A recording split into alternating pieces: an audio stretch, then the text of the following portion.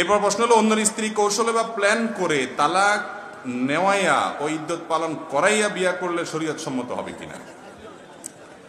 কারোর স্ত্রী, আল্লাহ মাফ করো, এরকম কৌশল করে যদি কেউ তালাক নেওয়া এবং সে তাকে পরবর্তীতে বিয়ে করার পরিকল্পনা করে, এ সাধারণ জেনাকারী না, বরং একটা সংসার ভঙ্গকারী এবং একজন মানুষ, একজন পুরুষের হক নষ্টকারী, একজন নারীর হক নষ্টকারী, পরকীয়ার মতো ডেঞ্জারাস রোগের রোগী।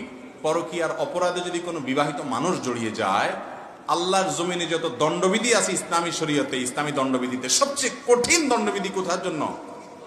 এই পরকীয়ার জন্য। এত ডেঞ্জারাস অপরাধ, এত ভয়াবহ অপরাধ।